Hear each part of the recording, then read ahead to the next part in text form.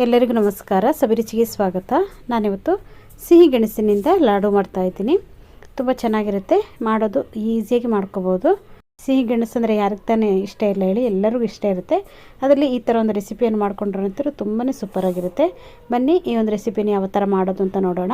ಅದಕ್ಕಿಂತ ಮುಂಚೆ ನೀವು ನಮ್ಮ ಚಾನಲ್ಗೆ ಹೊಸಬರಾಗಿದ್ದರೆ ಇವಾಗಲೇ ನೀವು ಸಬ್ಸ್ಕ್ರೈಬ್ ಮಾಡಿ, ಪಕ್ಕದಲ್ಲಿರುವ ಬೆಲ್ಲೈಕನನ್ನು ಕೂಡ ಪ್ರೆಸ್ ಮಾಡಿ. ಅದು ಹೇಗೆ ಮಾಡೋದು ಅಂತ ನೋಡೋಣ. ಮೊದಲನೇದಾಗಿ ನಾನು ಇಲ್ಲಿ ಒಂದು ಅರ್ಧ ಕೆಜಿ ಆಗುವಷ್ಟು ಸಿಹಿ ಗೆಣಸನ್ನು ತಗೊಂಡಿದ್ದೀನಿ.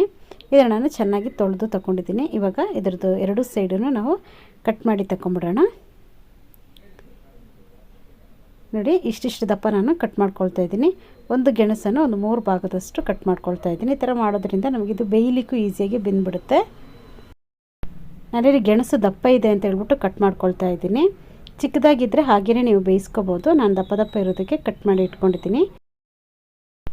ಇವಾಗ ಒಂದು ಇಡ್ಲಿ ಪಾತ್ರೆ ತಗೊಂಡಿದ್ದೀನಿ. ಅದಕ್ಕೆ ನಾನು ಕಟ್ ಮಾಡಿ ಇಟ್ಕೊಂಡಿರುವಂಥ ಎಲ್ಲ ಗೆಣಸನ್ನು ಹಾಕ್ಕೊಳ್ತಾ ಇದ್ದೀನಿ. ಹಾಕ್ಕೊಂಡಿದ್ದೀನಿ ಹಬೆಯಲ್ಲಿ ನಾವು ಬೇಯಿಸ್ಕೊಳ್ತಾ ಇದ್ದೀನಿ. ನೀವು ಹಬೆಯಲ್ಲಿ ಕೂಡ ಬೇಯಿಸ್ಕೋಬೋದು, ಇಲ್ಲಾಂದರೆ ನೀವು ಕುಕ್ಕರಲ್ಲಿ ಕೂಡ ಇದನ್ನು ಬೇಯಿಸ್ಕೋಬೋದು. ಒಂದು ವಿಜಿಲ್ ಹಾಕ್ಕೊಂಡ್ರೆ ಸಾಕಾಗುತ್ತೆ. ನೋಡಿ, ಈ ಥರ ಚೆನ್ನಾಗಿ ಬೇಯಿಸ್ಕೋಬೇಕು. ನಾನೊಂದು 20 ನಿಮಿಷ ಇದನ್ನು ಬೇಯಿಸ್ಕೊಂಡಿದ್ದೀನಿ. ನೋಡಿ, ಬೇಗ ಬೆಂದ್ಬಿಡುತ್ತೆ ಇದು. ಇಷ್ಟಾದರೆ ಸಾಕು. ಇವಾಗ ಇದು ಪೂರ್ತಿಯಾಗಿ ತಣ್ಣಗಾಗಲಿ. ಆಮೇಲಿಂದ ನಾವು ಇದರ ಸಿಪ್ಪೆನೆಲ್ಲ ತೆಗೆದು ಬಿಡಬೇಕು. ಇವಾಗ ಒಂದು ಪ್ಲೇಟಲ್ಲಿ ಹಾಕ್ಕೊಂಡಿದ್ದೀನಿ ನೋಡಿ. ಇವಾಗ ಇದು ಸ್ವಲ್ಪ ತಣ್ಣಗಾಗಿದೆ, ಸ್ವಲ್ಪ ಜಾಸ್ತಿ ಅಲ್ಲ, ಸ್ವಲ್ಪ ತಣ್ಣಗಾದ್ಮೇಲೆ ಇದರ ಸಿಪ್ಪೆನೆಲ್ಲ ಈ ಥರ ತೆಗೆದು ಬಿಡೋಣ. ನೋಡಿ, ನೀಟಾಗಿ ಬಂದುಬಿಡ್ತಾ ಇದೆ. ನೋಡಿ, ಎಲ್ಲವನ್ನು ಈ ಥರ ತೆಗೆದು ಇಟ್ಕೊಂಡಿದ್ದೀನಿ. ನೋಡಿ ಎಷ್ಟು ಚೆನ್ನಾಗಿ ಬೆಂದಿದೆ ಅಂತ. ನಾವು ನೀರಲ್ಲಿ ಹಾಕಿ ನಾವು ಬೇಯಿಸ್ತೀವಿ ನೋಡಿ, ಆವಾಗ ಟೇಸ್ಟ್ ಕೂಡ ಇದ್ರದ್ದು ಕಡಿಮೆ ಆಗುತ್ತೆ.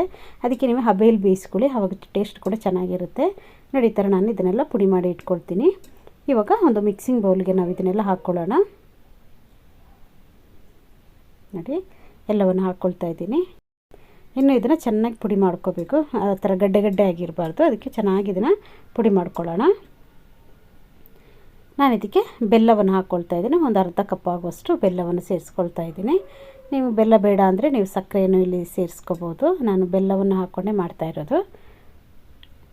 ನೋಡಿ, ಬೆಲ್ಲವನ್ನು ಹಾಕ್ಕೊಂಡಿದ್ದೀನಿ.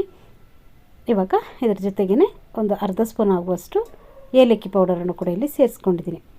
ಇದ್ರ ಜೊತೆಗೇ ನಾನು ಒಂದು ಅರ್ಧ ತೆಂಗಿನಕಾಯನ್ನು ತುರಿದು ಅದನ್ನು ಕೂಡ ನಾನಿಲ್ಲಿ ಸೇರಿಸ್ಕೊಳ್ತಾ ಇದ್ದೀನಿ. ನಿಮಗೆ ಇಲ್ಲಿ ಬೇಕು ಅಂದರೆ ನೀವು ಡ್ರೈ ಫ್ರೂಟ್ಸನ್ನೆಲ್ಲ ಚೆನ್ನಾಗಿ ತುಪ್ಪದಲ್ಲಿ ಫ್ರೈ ಮಾಡಿ ಅದನ್ನು ಕೂಡ ಇಲ್ಲಿ ನೀವು ಸೇರಿಸ್ಕೋಬೋದು. ಅದನ್ನು ಕೂಡ ತುಂಬಾ ಚೆನ್ನಾಗಿರುತ್ತೆ. ನಾನು ಡ್ರೈ ಫ್ರೂಟ್ಸ್ ಏನು ಹಾಕ್ಕೊಳ್ತಾ ಇಲ್ಲ, ಹಾಗೆ ಕೊಬ್ಬರಿ ಹಾಕಿ ಸಿಂಪಲ್ಲಾಗಿ ಮಾಡ್ಕೊಳ್ತಾ ಇದ್ದೀನಿ. ನೋಡಿ, ಇದನ್ನು ಚೆನ್ನಾಗಿ ಮಿಕ್ಸ್ ಮಾಡ್ಕೊಂಡಾದ್ಮೇಲೆ ಈ ಥರ ನಾವು ಉಂಡೆ ಕಟ್ಕೊಬೇಕು. ನಿಮಗೆ ಯಾವ ಸೈಜಿಗೆ ಬೇಕೋ ಆ ಸೈಜಿಗೆ ನೀವು ಇದನ್ನು ಕಟ್ಕೊಳ್ಳಿ. ನೋಡಿ, ಈ ಥರ ಮಾಡಿ ಇಟ್ಕೊಳ್ಳೋಣ. ಇವಾಗ ನೋಡಿ, ಎಲ್ಲ ಲಡ್ಡು ಮಾಡಿ ಇಟ್ಕೊಂಡಿದ್ದೀನಿ. ಇವಾಗ ಇದಕ್ಕೆ ನಾನು ಒಣ ಕೊಬ್ಬರಿ ಪುಡಿಯನ್ನು ತಗೊಂಡಿದ್ದೀನಿ. ಈ ಒಣ ಕೊಬ್ಬರಿ ಪುಡಿಯಲ್ಲಿ ಇದನ್ನು ಚೆನ್ನಾಗಿ ಈ ಥರ ಕೋಟಿಂಗ್ ಮಾಡ್ಕೊಳ್ಳೋಣ.